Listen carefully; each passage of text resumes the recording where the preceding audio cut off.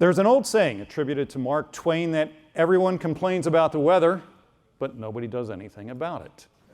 Well, we're not going to complain about the weather, although if you've been outside today, you might, or attempt to do anything about it, but our next panel is going to help us to understand the kinds of safety and efficiency improvements that weather technologies can bring to our operations. And here to help us with this panel is Moderator Captain Don Dobias. He's our Air Traffic Services Group Chairman who flies the A320 for United Airlines. Don, please introduce your panel, and the floor is all yours. Thank you very much. Thank you very much, Mark. Ahead of time, I thank the association for the chance to share our thoughts and perspectives with you. I thank the panel members for having the courage to come forward and stand in front of a crowd and share your thoughts. And I thank the audience very much for your attention.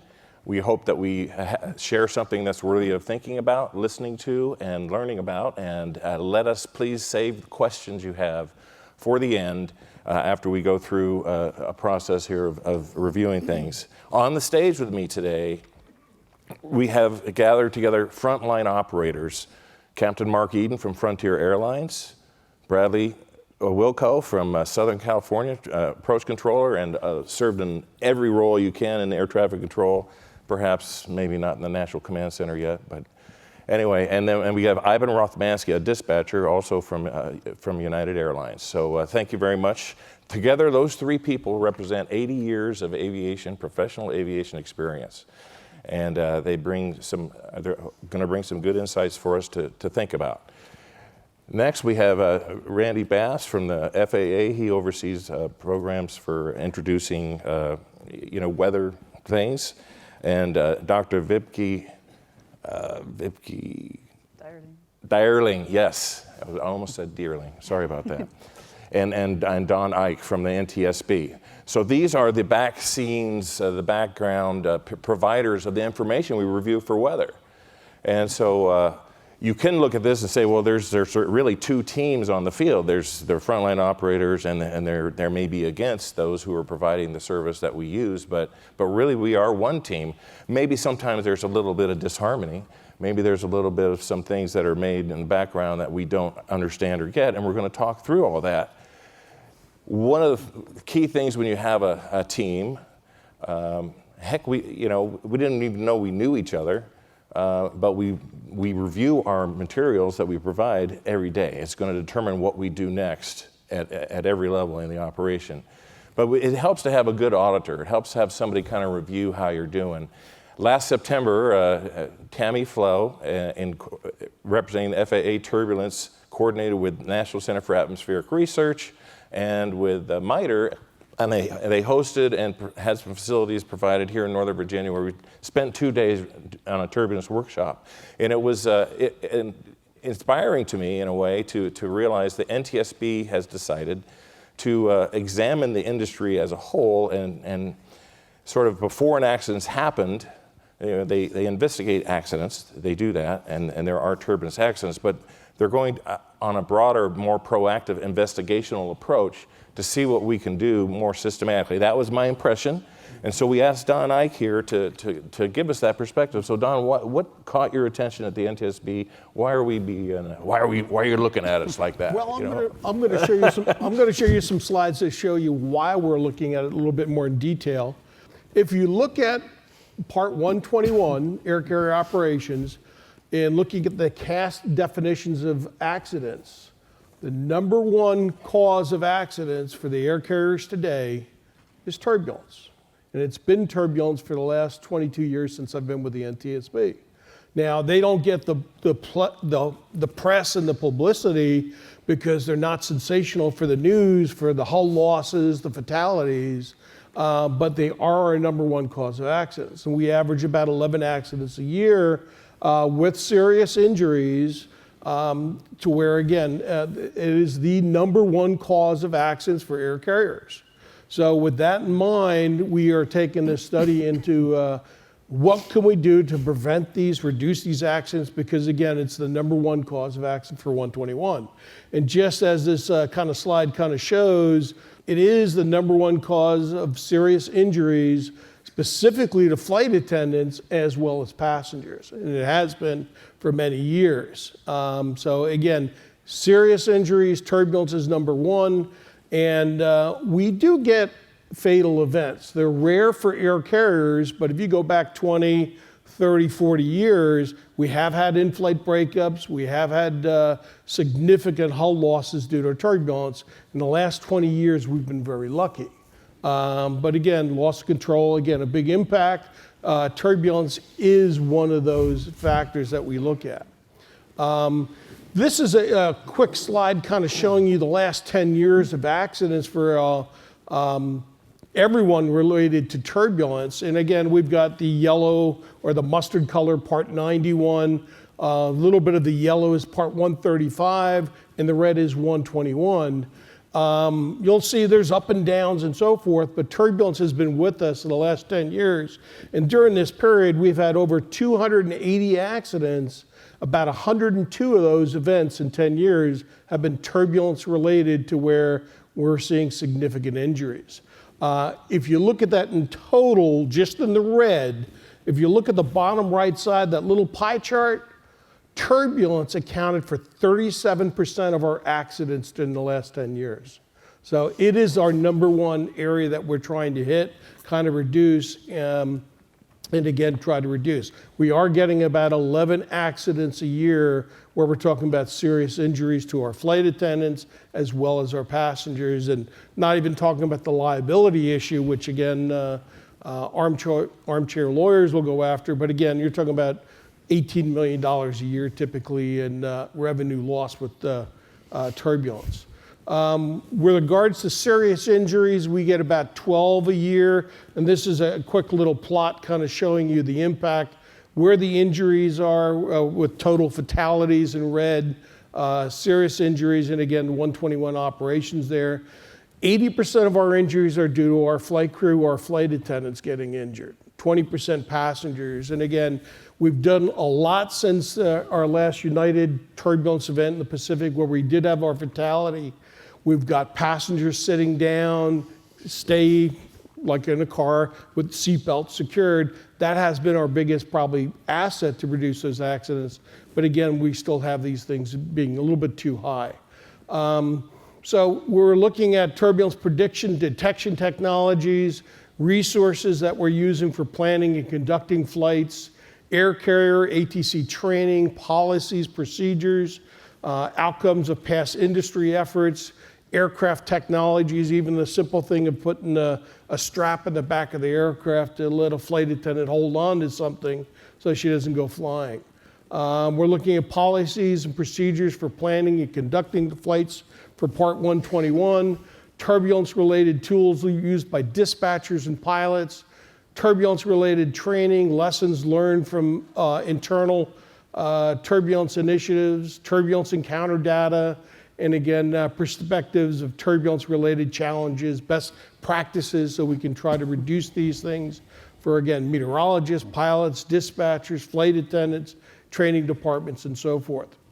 We're also meeting with the users, NCAR, the FAA with air traffic control, centers, TRACONs, National Weather Service Aviation Weather Center, Center Weather Service Unit.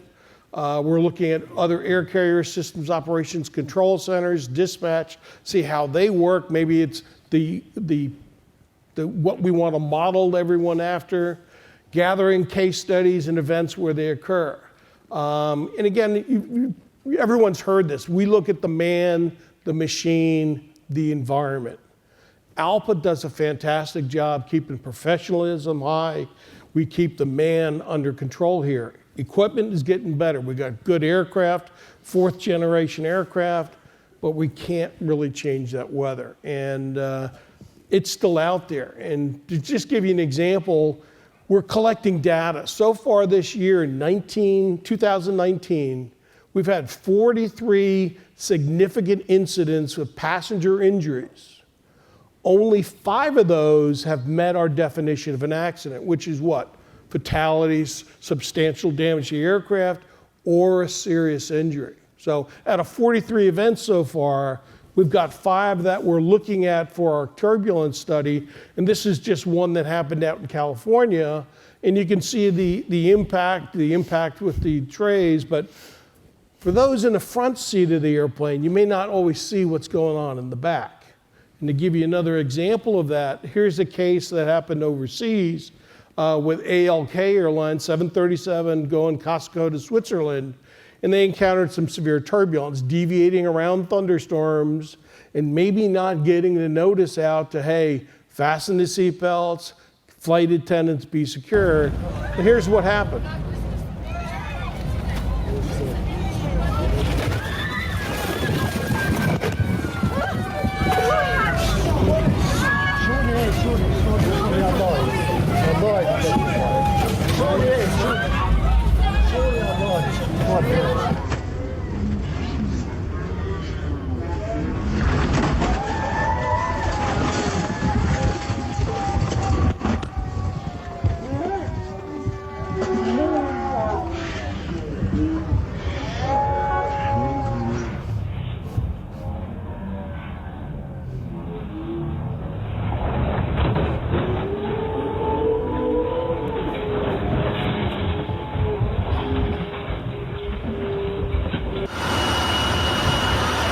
Now, luckily, that event did not cause any serious injuries, and we're not investigating that one. But again, that's what a typical severe turbulence event. Short duration, maybe 3-5 seconds of pure terror, and again, everyone grabbing the seats as quick as they can, but anyone up, hitting the ceiling, and again, we see some significant injuries from head, neck injuries, back injuries, broken legs, wrists, and so forth. These things do impact people, and again, some of these injuries are long-lasting. So we're looking at it, trying to see what we can do to recommend better practices, hopefully try to reduce that number. But again, the jet stream is out there, mountain wave activity, and thunderstorms are out there. And we are looking at the last major study that occurred was back in the 1971. We're seeing the same type of events, most of them occurring during the summer months, associated with convection. Winter months, Capt takes the prominence, strong jet streams, mountain wave activity. We're seeing the same type of things we've seen in the past.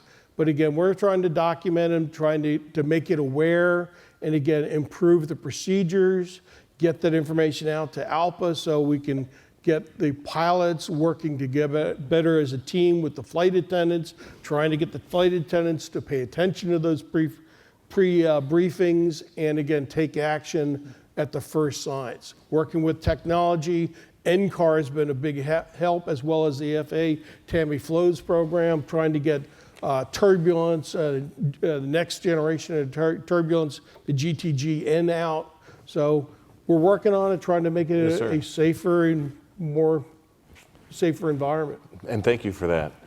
You know, this will sound like this is just about weather, or just about turbulence, but there are things to learn in that realm, and you can see it's an area where you can really focus and realize maybe some things that can improve. And with weather, it's not weather that really scares people so much as that mean old nasty word meteorology. Six scary syllables. One of the privileges at United is I'm a line check airman, so it's been a hot topic for years, talking to crews and pilots about this. And sometimes when you start talking about trying to look at the charts and see what they mean, what they do for us, what they don't do for us, people come back with, you're trying to turn me into a meteorologist. And well, you know what, I'm not an aerodynamic engineer, but I do have to know about angle of attack and thrust and drag and lift and weight. So that's our approach. But foundational to this, when I got involved with this, I went to the NCAR and I got some excellent orientation. I mean, they just really edified and helped me realize how ignorant I was and I had become, because the knowledge and the ability to develop better forecasting and awareness about where the turbulence and other meteorological threats are is being developed there. So Weibke, please share with us how do we come to grips with things that are kind of new to us, like probabilistic forecasting, uncertainty associated with forecasts that we look at? It looks like there's a huge blob. What do we do about that? What does the information mean to us, and how do you develop that? It might be helpful for us. Thank you. Thank you. I'm a scientist in the Aviation Applications program at NCAR, and what we do is research aviation weather as well as develop nowcast and forecast products for aviation use. So my expertise is actually aviation turbulence and some also in convection. What we have been working on in the last decades are developing aviation turbulence forecasts. For strategic guidance, we have been developing turbulence nowcast products for more tactical guidance that have been just mentioned. And then we are also really interested in observations. So those are crucial really for us to calibrate the nowcast and forecast that we're doing, and also learning more about weather phenomena and the processes that then, with that gained knowledge and investigating them, will feed into the nowcast and forecast products.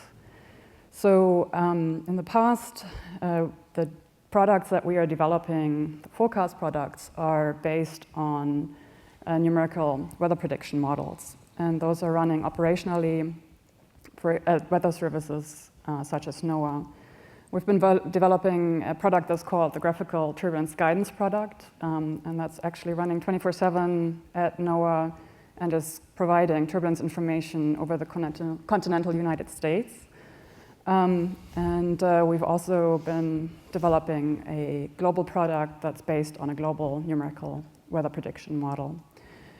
We've then also developed a nowcast product that's based on numerical weather prediction information as well as observations of turbulence to give you a short-term guidance of where turbulence is.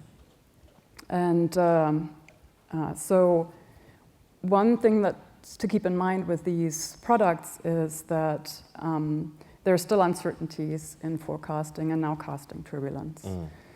Today's numerical weather prediction models have gone a long way. There's been huge advancements in having computational resources to run models on smaller and smaller grids. Now, turbulence is a very patchy, intermittent, transient phenomena. So it's hard to forecast, really. And the turbulence scales that affect aviation, that affect aircraft, are fairly small, so meters to a kilometer or so. Now, this scale isn't resolved in today's operational weather forecast models yet. So there's uncertainty associated with it.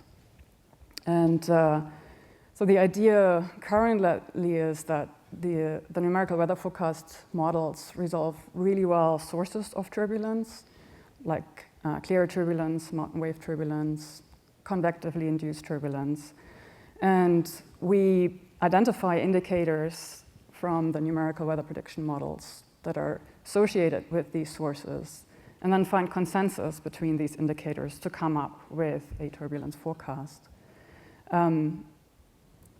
There is uncertainty that I mentioned, and now with increased computer power, we can start running ensembles. So we are getting better in grid resolution, which is a large uncertainty, but we're not still quite there in resolving aviation scale turbulence. But there's also uncertainty in numerical weather prediction models with initializing them. So they use the current state of the atmosphere to initialize and then be able to forecast storms and turbulence as one other feature. And we don't know that initialization state. So ensembles have the advantage that you can run, well, that means that you can run several weather simulations at the same time and vary the initialization state a little. So you capture the uncertainty of... There's a range of... Exactly, there's a range. So if you hear there's a 20% chance of storms, that means that an ensemble can give you very well capture a region of where these storms are, because it captures all the initialization states that could have happened.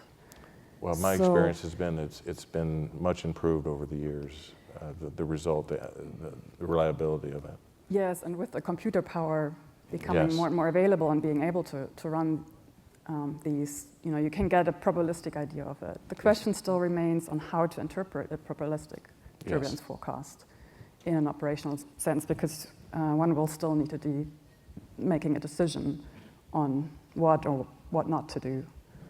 So, so that's, I think, where we are moving towards, and these things become more and more available to us as computational power increases and so forth.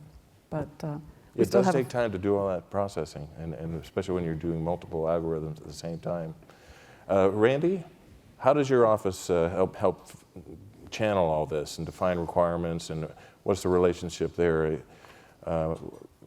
What's going on with it seems like you're connected a lot with NextGen and making sure we have better data for the tighter airspace use and more efficient use. How's that work for us? So most people think that that our office, if they even know we exist, provide weather information and support to the airlines and to the FAA. In fact, we don't. We actually do the research for the FAA. So our Aviation Weather division that I fall under, we manage the weather research portfolio, basically looking to reduce that impact of weather on the NAS. We also represent the U.S. as the Met Authority on international aviation weather activities. Actually, the A&G administrator does that, but she has delegated that down to our division.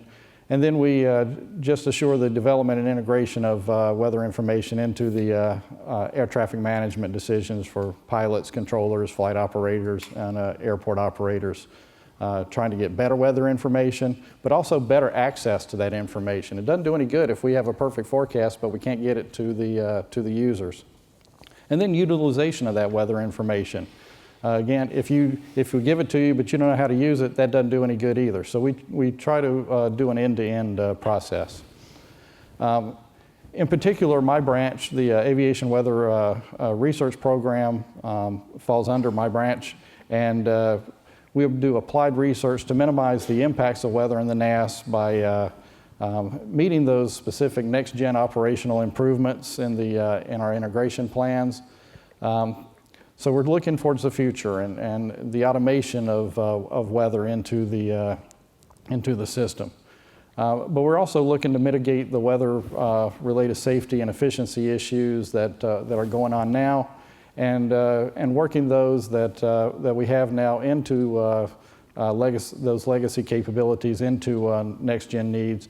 And we can't do this without the National Weather Service. So a lot of the research that we do, the successful programs and algorithms and things, we actually transition to the National Weather Service for them to run and then provide back to us.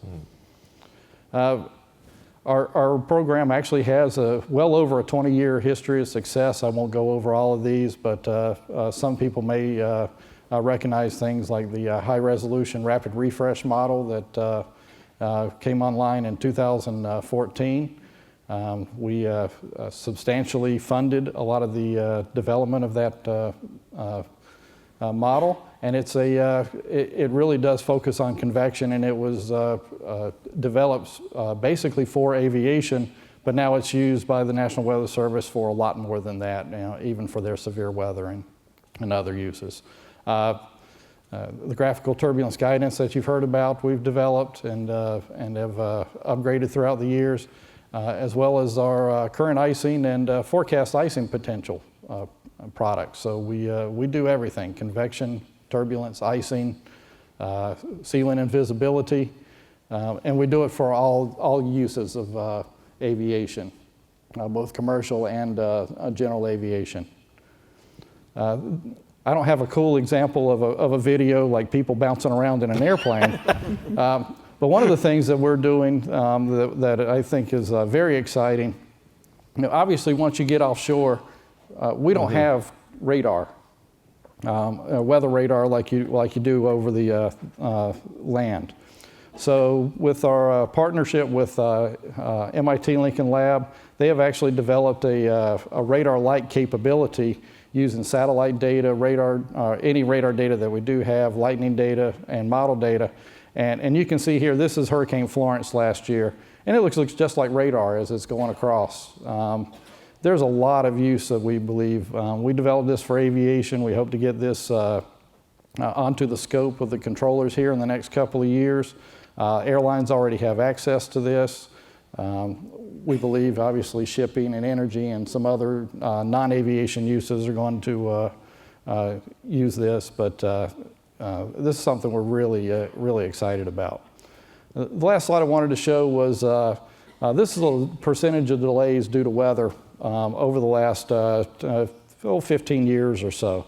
And you can see back in the 2007-2008 timeframe, and you've probably heard this, that weather is responsible for 70% of all delays.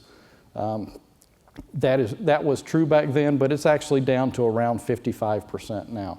And there's a lot of different reasons. It's not just because we have better weather forecasts or things coming out of my shop, but it's a combination of those forecasts, better utilization of those forecasts, better communication of the forecast. There's probably some non-weather reasons for that. I suspect the consolidation of the airlines may have a little bit to do with that, but better routing of those. But you can see there is a pretty big reduction there in the last few years. So I think we can all be proud of that. It's very impressive. Thank you, Ivan. All right, so we've created some weather products. You're a dispatcher coming on duty. How do you approach the planning and how do you approach the monitoring? It's a lot there, and you were kind of running short on time, but help us describe that. How do you interact with that information? What's typical, and try to describe that for us. Thanks. So basically, the dispatcher walks in, we get a shift briefing from the outgoing dispatcher. We talk about the weather issues real quick, any maintenance issues, CCO issues, earregs going on at that time. It's brief, and then the dispatcher gets logged in. They bring up their products that they need to do their job. They conduct what we call a self-brief, and they go in and kind of do a little bit more in-depth briefing of the weather and the maintenance issues and any problems that could arise during the shift. So then once they get that completed, now, flight following is still taking place, so we're multitasking. That's pretty much everything the dispatcher is doing all day, a lot of multitasking going on. So now we're ready to start your flight planning and then so in there you start doing your review of the METARs, TAFs for your stations, NOTAMs, FICONs, right? The MEL items, looking at that. We're bringing up the weather charts. We're using WSI Fusion as our primary, but we do through OpSpecs A10 have the capability to use government products as well for our decision making, and that's through EWINS, Enhanced Weather Information. So with that, we're going to do these ADS charts and National Weather Service charts and National Weather Service forecasts. Another really good product to use is the forecast discussion and the Center Weather forecast discussions. Give you a good idea of what the forecaster was thinking when they wrote their TAF. A little bit. What were you thinking? Because sometimes we look at it and we see, can hear it, yeah. You look at the TAF and you're seeing on radar, it's not following what the TAF should show, and you're like, what am I missing? And, well, what are they missing? Right. So you want to do a little bit more in-depth. You just don't want to base your release just on the TAF. You want to look at the whole ensemble of models and pictures and come up with, That's a lot of work, man. Yeah. Go ahead. So that's pretty much flight planning. And then in the flight following, we're doing the same thing. As you know, 121.601 talks about the required information to the flight crews, right? Domestic and flag.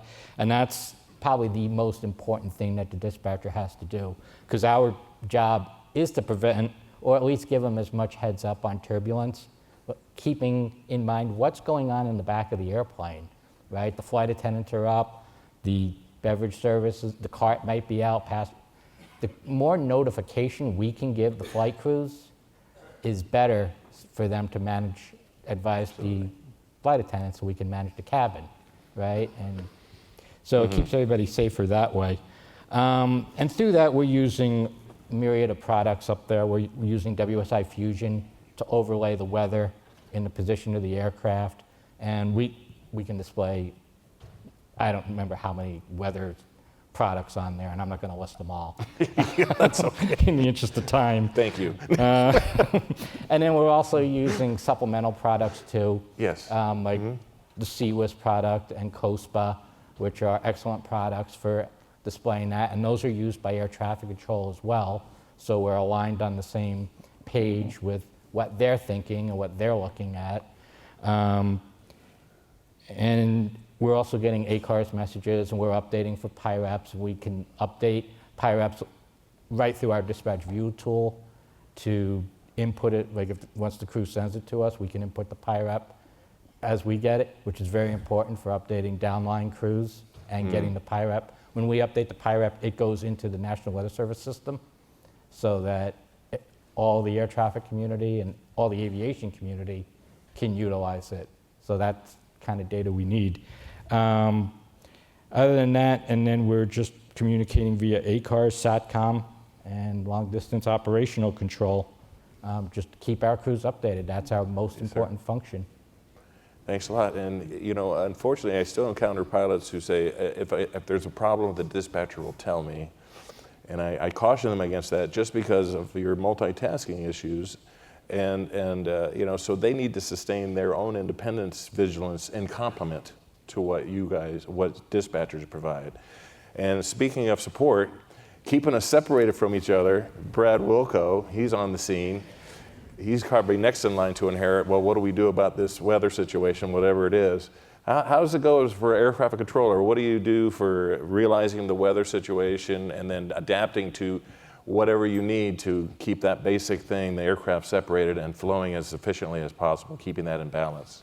Sure. So first of all, Don, thanks for having me here. I do appreciate the opportunity. It's always fun to get in front of a group of pilots, our partners on the other side of the frequency, to kind of go over the things that we can't discuss back and forth on frequency. Before this, or before being at SoCal TRACON, which Don always laughs, he says, I'm looking for a controller to come talk about weather. Let's pull the guy from San Diego. Prior to that, I was in Chicago Center for 11 years, which, of course, as we all know, the summer weather pops up. So when controllers come on duty, the first thing we have to do is go attend a weather briefing, whether it's through the CWSU folks that are in-house, through traffic management, or through what we do at SoCal TRACON now is the LA Center CWSU folks record a quick weather briefing for us that we're required to watch before coming on shift. So things like predicted convective activity, wake or turbulence in general, all those kind of things we're talked to about. And throughout the day, as things evolve and things change, you know, we have screens all over the facility that'll show the weather and the radar forecast. So as things kind of change throughout the shift, traffic management and the weather folks kind of keep us in the loop of what to look for. At the center, of course, lines of weather, I know we wanted to talk about kind of how we adjust and how we adapt to the changing in weather. At the center, we could see on our scopes the kind of the front coming across the screen. What made it challenging for us was when you see the line moving, you can kind of predict and see how things are going to flow and where you're going to need to go with people. It's the pop-up stuff that really made things difficult. And one thing I really wanted to ring home about with all of you is, especially with PIREPs, I know we talked a little bit about that, our requirements to solicit PIREPs from pilots, it's just turbulence of a moderate degree or greater and icing light degree or greater. Just because that's our minimum requirement to get, that doesn't mean we want all the other information that you have. What we see on our screens and what you guys are seeing from the flight deck are two completely different things. So any information you can get to us as controllers to complete that picture for the rest of the pilots out in the airspace system is extremely beneficial. We always talk back at SoCal when we do our outreach programs with the local pilot communities that just because something may not affect you in a 7.5, A320, whatever you may be in, doesn't mean that the guy down there in a Cessna 172 won't have a huge use from that. And specific examples I don't have with me, but every time you guys go to PIREP, whether it's ceiling, tops reports, whatever it may be, while it may seem insignificant to you, it's extremely important to another user in that system. So again, we all have different pieces of the puzzle. Open the line of communication. Trust me, I know sometimes certain controllers get upset when we're busy or other things are going on, but any piece of information you can give us, please do so. And I brought videos along. So about a little over a month ago, I went down to Delta with the ALPA folks, and we spent 2 days in the simulators kind of filming. I think we did 12 or 13 different procedures. The controllers don't know, because our knowledge of what is going on the flight deck is about as low as your knowledge of what we're doing behind the radar screen. So what we've been trying to do at SoCal specifically, and NACA nationally, is kind of get that message out, get some videos, take them into the facilities and show it to the controllers. So this is one that we just made, and I know some of the sharper ones out there are going to recognize it's an A320, but what we did is the first video, which I'm going to play now, showing the importance of communication. This is the video without any audio information. So what we see going on in this video without the audio, or I'm sorry, we're in a 7.3, not a 320. Without the audio, it's very difficult to tell what's happening to this crew right now. Are they in wake turbulence, regular turbulence, engine failure, flight control failure? We don't know. If you put the audio in to that same video, you'll immediately be able to tell what actually happened.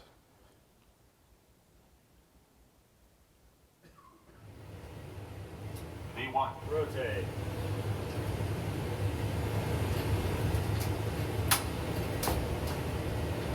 Positive ray, gear up, gear up. Whoa! What do we got? You've got an engine failure. Into the form, please. We got a fire too? No, just no fire. Just says failure. Failure?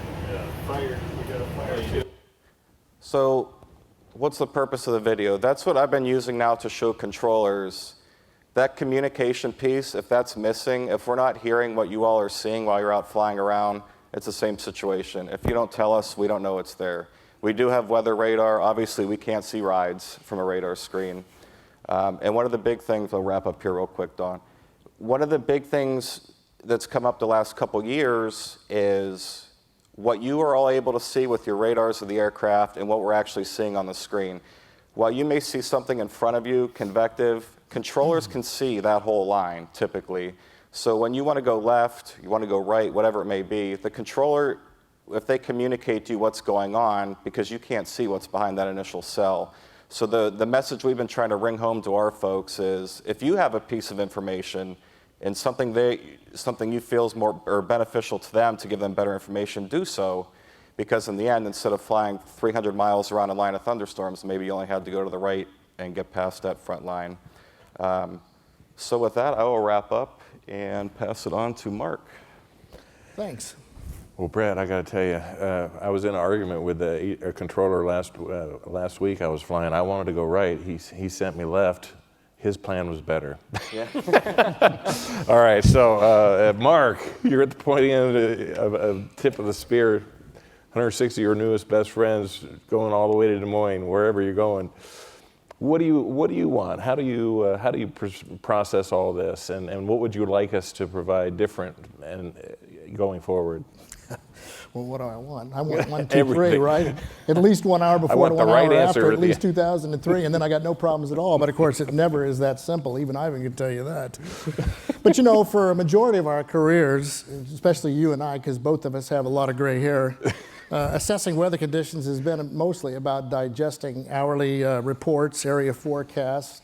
Initially, we got those via teletype. Now we get photostats of isobars and things like that came along, and thankfully Al Gore invented the internet, so now via computer and internet we've got radar imagery and all kinds of other new products that are available to us. So that really makes it a lot nicer.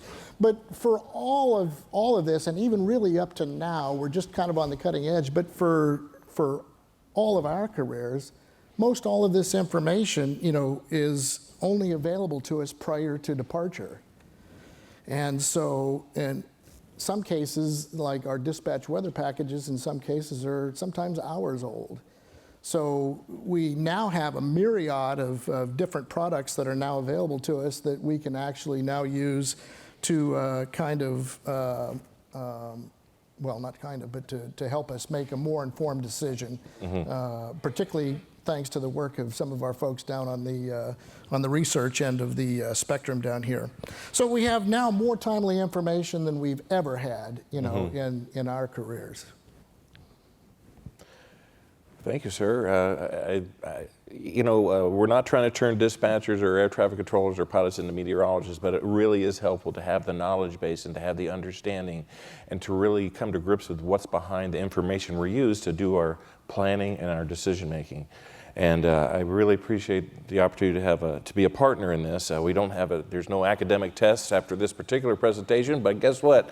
You're going to go out and fly here within the next week, and that's your next test. You're going to be able to do this, and hopefully this discussion is going to inspire on an individual basis a closer look at the weather information you get, maybe challenge your leadership in your companies or within your own company that you're managing at a higher level. Maybe let's improve the support we provide to the pilots and see what better products there are out there and more systematically, more efficiently transfer the knowledge, both in the form of training as well as actually providing the data for review for your crews, dispatchers, and as well as pilots. We have time for questions. Yes, sir. Hi.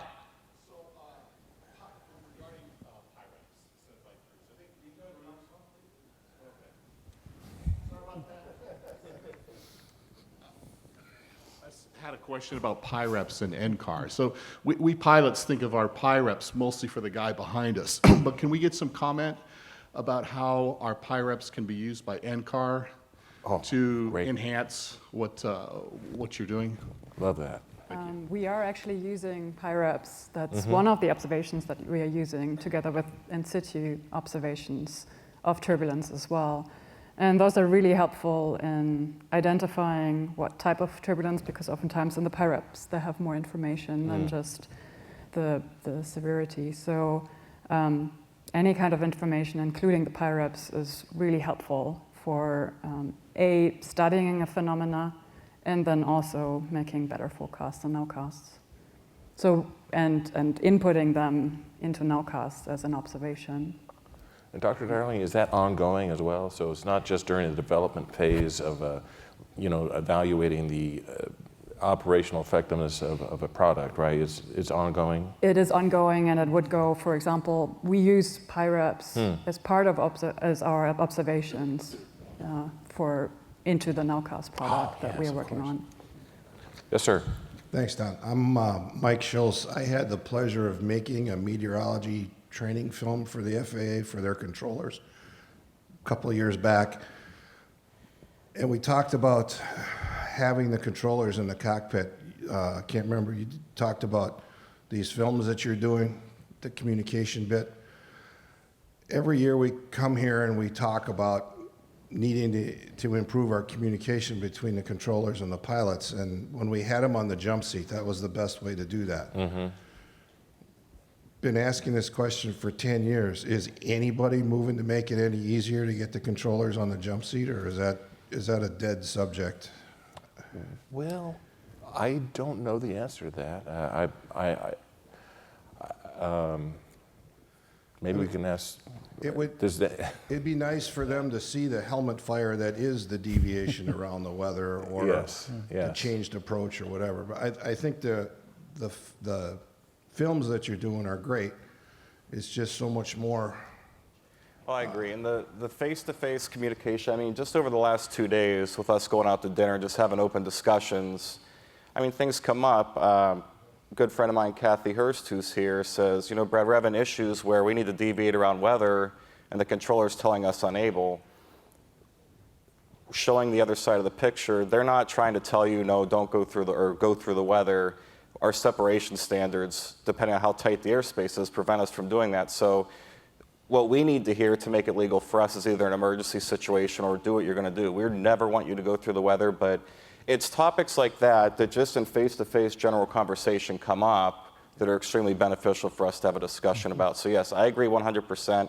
If we could walk to the airport any day of the week, I would do it every week on my days off, fly wherever I need to be, have a discussion. And again, whatever you all learn here, take back to the flight decks with you, because every time we go to an airline, maybe there's only 1, 2, or 3 of us going there, you take that information back, and while you may only be telling 1 or 2 controllers, they're doing the same thing the next day when that subject comes up. So in the meantime, while we have the system we have, let's make the best of it and just continue what we're doing and keep moving forward. I will say I'm having more observations than I used to have, but I will reinvigorate the search, the quest for improving, streamlining the process. So I promise you that. We've got time for one more. And sir, I believe you showed up. Yes, sir? Oh, jump seat. Okay, Yeah. thank you. Okay, fantastic. You're here. Hi, Bob Spady. I'm a subject matter expert with the ASO Jump Seat, Aviation Jump Seat Committee. To answer your question, yes, air traffic controllers are allowed back in the flight deck jump seat, not as a pleasure travel, but as a familiarization ride. They're allowed to do that twice a year, and for your qualifications and a familiarization ride. Air traffic control jump seaters are CAS vetted, so that's why they get the clearance to come back in the flight deck. We've had this policy in place for the past 3 or 4 years now. So yes, sir. You are welcome to ride. You have to get approval from your supervisor, and then you go and request a flight and bring your paperwork with it, and you're good to go that way. It's only for the United States. Unfortunately, you can't travel overseas with that, but but you are able to do that. So we welcome you guys to come on for those familiarization rides, and I hope it's a good learning experience for you. So yes, you're allowed to do that.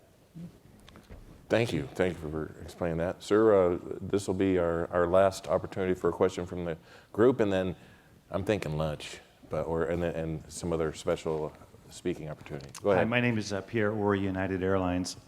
With the advent of CPDLC coming online here domestically, I guess this is for Brad and Randy, how do you see that tool being used to broadcast weather information? For example, to avoid frequency congestion, if I'm checking in at cruise altitude of 33,000 feet, I'm going to ask you eventually what the rides are like higher for my step climb profile. That would be a great example of some sort of automatic CPDLC message that I would like to know about for weather for my, to execute my flight plan. So in other words, how do we see us using CPDLC for weather operations? So, I'm not involved with the CPDLC development at all, so I don't want to speak for those folks or put any false information out there, but you brought up frequency congestion, which is a big thing, and especially when there is convective weather, bad rides, the frequency congestion can sometimes be the thing that prevents us from relaying information to you and you relaying it to us. So what I envision with CPDLC getting rolled out is with that frequency congestion gone and having canned messages that can be sent to the flight crews, reference to the rides, convective weather, whatever it may be, any reduction in frequency congestion that from a controller standpoint that we have is more information we can relay to all of you. So Randy, I don't know if you have any more with that stuff. First of all, I don't even know what CPLDC is, but I can tell you one of the things that we have developed in these turbulence products is it's not just a look down value of, there's turbulence or moderate turbulence at this location throughout the column. It's actually a 3D rendering of that. So at least the dispatchers, and we are working on ways to get this up to the cockpit. We have a weather technology in the cockpit program that's looking to improve the communications up to the cockpit. But you can actually look at it and see, you're at flight level here, there's moderate turbulence there. Maybe if you go down 2,000 feet, it's not there, or you go up 2,000, so you can request that. So it is a 3D cross-section of turbulence. Yes, that is. I know from great feature. Some of the anecdotes we've had, it's been very helpful. Yes, and I have used it in the past. I'm getting conflicting information at the last question, and I'm getting information that's a text question. So I'm open to continue more. It sounds like there's interest from the group. So we'll take a text question, and I think we'll transition off and into the next phase of the operation. Sir, Mark. Yes, Captain Dobias, there is a text question. So do dispatchers and pilots always share the same weather information displays when planning and decision making for the flight? I'll field that. I'm going to say no, because the limitations of the iPad, we're using a whole bigger suite of products just by virtue we're on a desktop, and we have access to more. We're using the CWIS, COSPA, the ads pages, right? The pilots, unfortunately, only get the WSI information, through their iPad, and whatever weather information is prepackaged through WSI, through the government web charts. So no, we're not exactly on the same. I concur with that. Don, and yes, sir, go ahead. Can I add one thing to that? There is a lot of data out there. And one of the things we're doing, and this is mostly for the general aviation, we're actually doing a seminar next week at AirVenture called "I'm a Pilot, Not a Meteorologist," and it's exactly for that reason. There's so much data out there. There's a lot of bad data out there, especially if you're on the web. So we're trying to help the dispatchers and others, focus in on what is really needed, and then give that to the pilots. You've got enough going on with flying the airplane. You don't need to sift through 10 different models and 20 different forecasts trying to figure out what's going on. Concurred, DLD. I do have one story of a conflict where the dispatcher appeared to route me through what the product that I've been told to base operational decision making upon, which is WSI, a vendor. That was a convection warning box, caution box, however you describe it. And Mr. Technical LCA, I know everything, right? Well, anyway, so I go, wow, he put me right in the middle of that. And I called him up. I said, why'd you put me through this convective box? He goes, well, this other source of information that he had showed the box farther to the west. And this box was over to the east. It was just a simple flight, Denver to Minneapolis. And we went with his route. And sure enough, it was good. It was good. But so sometimes it does create a little bit of extra workload, and then there's still the function, and there's enough uncertainty and variability in the atmosphere. You have to say, okay, we just make a decision, and we trust in the adaptability of the system. I think we put a few more pounds of fuel on just in case the dispatcher was less correct. I did another dispatch exercise with big batches of storms just the other day, and Bill Flett gave me a great reroute. I was like, and I went to the air traffic controller. It was an interesting thing. I went to the controller and I said, hey, our dispatcher says we got a possible reroute. Are you ready to copy? And it was weird to be initiating it from this end. And he goes, no, I can't handle it. So we waited till we went to Fort Worth Center from Albuquerque, and they gave us the route, and it was an outstanding plan.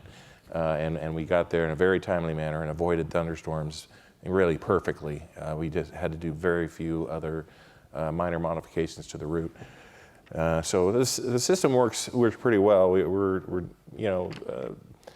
The scale of the things that we can learn now are greatly improving, and the accuracy. And I really commend this coordinated effort at the higher levels, so to speak, of knowledge and learning for that. Any other? It turns out we do have some more questions, and it looks like I'm seeing a text message question has come in. Go ahead. Yeah, Captain Dobias. Happy birthday, by the way. Thank you. Yeah, so another text question came in, and this is from a pilot that is asking, he's heard a lot about using the aircraft as a weather platform.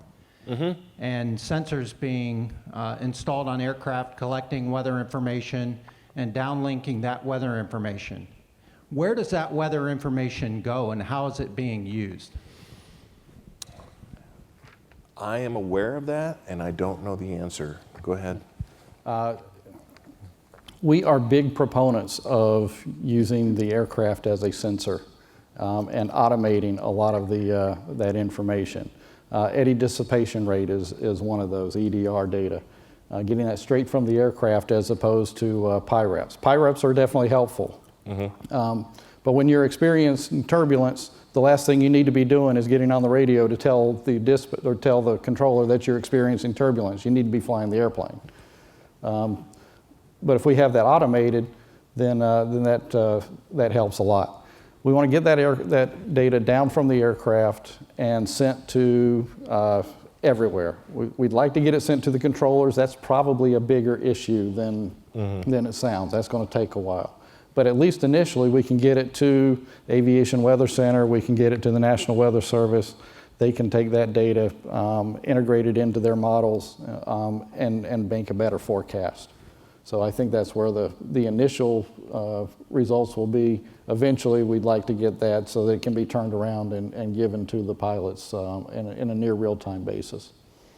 Well, I do believe it far exceeds the quantity and maybe even the quality from about 100 balloons, which is what the Weather Service used to base its especially upper-level forecasts on. And so we've managed, I think, with the technology of the transfer of that data on a systematic basis, really to be able to improve and have better information to achieve finer grids for more accurate awareness and awareness of trends and variability. Don, thanks for your panel very much. Now I'd like to invite Captain DePete to return to the podium and introduce our keynote speaker.